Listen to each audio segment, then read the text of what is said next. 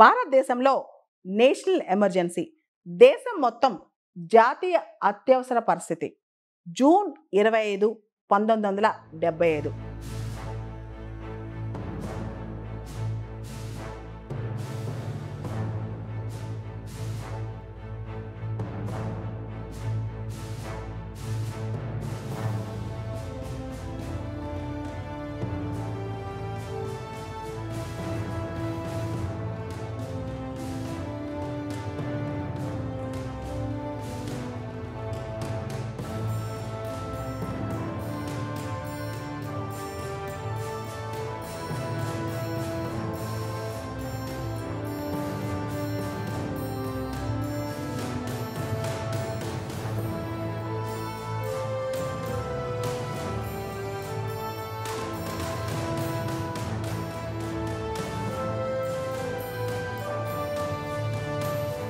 ఈ రోజుకి సరిగ్గా 50 సంవత్సరాలు పూర్తయింది.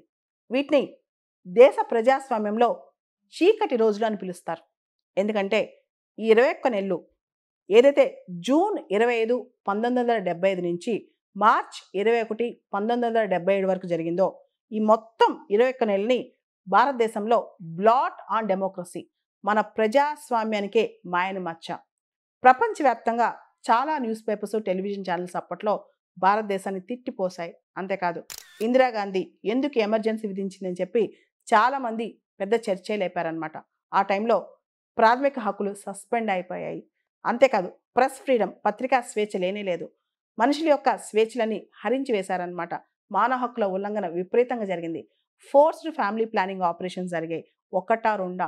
ఎమర్జెన్సీ టైంలో జరిగిన దారుణాలకి హద్దు అదుపు లేదనమాట.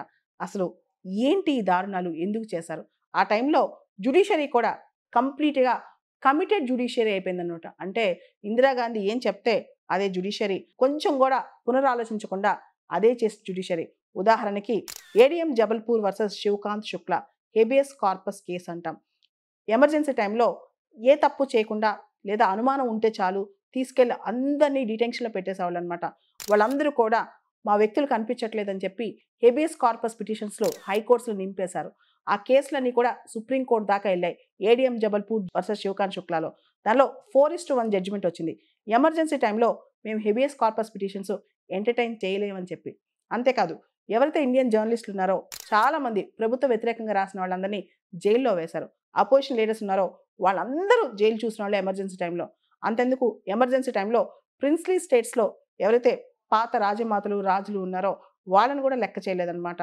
దాంతోపాటు ఫారెన్ జర్నలిస్టులు ఎవరైతే ఉన్నారో వాళ్ళ హక్కులు కూడా కాల రాశారు మన దేశంలో. ముఖ్యంగా వాళ్ళకి అప్పట్లో ల్యాండ్లైన్ ఫోన్స్ ఉండేయంట. ఫోన్ వైర్లు కూడా కట్ చేశారు. వీటన్నిటితో పాటు ఇందిరాగాంధీ కొడుకు సంజయ్ గాంధీ డిఫాక్టో లీడర్, ఇందిరాగాంధీకి మించిన లీడర్ అనమాట, భయంకరమైన లీడర్ అని చెప్పి అప్పట్లో వార్తా కథనాలు కూడా వచ్చాయి. ఎవరైతే అపోజిషన్ వాళ్ళు ఉంటారో, ఎవరైతే అల్లర్లు చేస్తారో వాళ్ళని తీసుకెళ్లి వాళ్ళకి పెళ్ళిళ్ళు కాకపోయినా పిల్లలు లేకపోయినా వాళ్ళపైన బలవంతంగా ఫ్యామిలీ ప్లానింగ్ ఆపరేషన్స్ చేయించారు. అంతేకాదు ఢిల్లీలో చాలా కొట్లలో, చాలా షాప్స్లో అర్ధరాత్రి పూట లూటీ కూడా జరిగిందంట. భారతదేశంలో అనేక రాష్ట్రాల్లో కూడా చాలా ఇబ్బందులు పెట్టారంట అపోజిషన్ వాళ్ళని. ఇలా ఎమర్జెన్సీ టైంలో చెప్పుకుంటూ పోతే లెక్కలేనన్ని ఘాతుకాలు అనమాట. అవన్నీ పక్కన పెట్టి అసలు ఎమర్జెన్సీ విధించే విధానం కూడా ఇందిరాగాంధీ ప్రభుత్వం అప్పట్లో ఈవెన్ క్యాబినెట్ మినిస్టర్స్ కూడా చెప్పకుండా డైరెక్ట్గా ప్రెసిడెంట్ చేత ఎమర్జెన్సీ సైన్ చేయించుకుంది. దాంతో ప్రెసిడెంట్ ఆర్డర్ సైన్ చేయక తప్పలేదన్నమాట. ఎమర్జెన్సీ సైన్ చేయడమే కాదు అండ్ చాలా ఫండమెంటల్ రైట్స్ కూడా కాల్ రాశారు. మనకు తెలుసు మన రాజ్యాంగం ప్రకారం article 20, article 21 even national emergency పెట్టినప్పుడు కూడా సస్పెండ్ అవ్వకూడదు. ఆ టైంలో నేషనల్ ఎమర్జెన్సీ పెట్టినప్పుడు ఆర్టికల్ 20, 21 కూడా డైరెక్ట్గా సస్పెండ్ చేయకపోయినా అసలు ఏ ఫండమెంటల్ రైట్ ప్రజలకు అవైలబుల్గా లేదనమాట. అంతేకాదు ఎమర్జెన్సీ టైంలో విపరీతమైన డిటెన్షన్స్, మానవ హక్కుల ఉల్లంఘనలు, టార్చర్, మొత్తం పోలీస్ని, ఎగ్జిక్యూటివ్ని అందరినీ కూడా తన చెప్పు చేతల్లో ఉంచుకుని ఇందిరాగాంధీ గారు తానే పార్లమెంట్ అనుకుని ప్రభుత్వము, పార్లమెంటు, ప్రజల అభిప్రాయాలకు సంబంధం లేకుండా చాలా మార్పులు తీసుకొచ్చారు. అదే టైంలో అతిపెద్ద రాజ్యాంగ సవరణ 42వ రాజ్యాంగ సవరణ కూడా 1976లో తీసుకొచ్చారు. ఎప్పుడూ పరాజయం చూడలేదు కాంగ్రెస్ పార్టీ జాతీయ స్థాయిలో 1977 వరకు కూడా. ఆవిడే 1977లో ఎలక్షన్స్ తీసుకొచ్చారు. ఎమర్జెన్సీ రద్దు చేసి ఎలక్షన్స్ తీసుకొచ్చారనమాట. కానీ ఆ టైంలో అతి పెద్ద డిఫీట్ కాంగ్రెస్ పార్టీ ఎప్పుడు చూడనంత డిఫీట్, కాంగ్రెస్ పార్టీకి రాని డిఫీట్ 1977 ఎలక్షన్స్లో వచ్చింది. 7 పార్టీ కోalition జనతా పార్టీ ఫామ్ అయింది. అదే టైంలో ఫస్ట్ టైం నేషనల్ లెవెల్లో అంత స్ట్రాంగ్ అపోజిషన్ కూడా రావడం అనమాట. అంటే ఒకటేసారి ఎమర్జెన్సీ ఎత్తేసిన తర్వాత జరిగిన ఎన్నికలో జాతీయ స్థాయిలో నాన్ కాంగ్రెస్ పార్టీ వచ్చింది.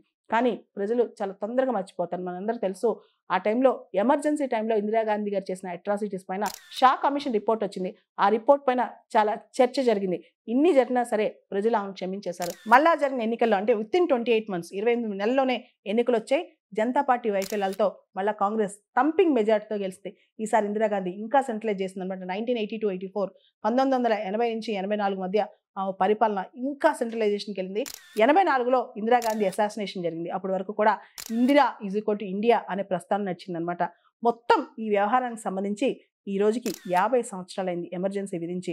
మన union ministry of culture, government of Delhi వీళ్ళందరూ కలిసి సంవిధాన్ హత్యా దివస్ అనేది జరుపుతున్నారనమాట. ఈ సందర్భంగా ఎమర్జెన్సీ అనేది మొత్తం భారతదేశ ప్రజాస్వామ్య చరిత్రలో ఒక డార్క్ చాప్టర్ అని చెప్పి ప్రజలకు తెలియజేయటం.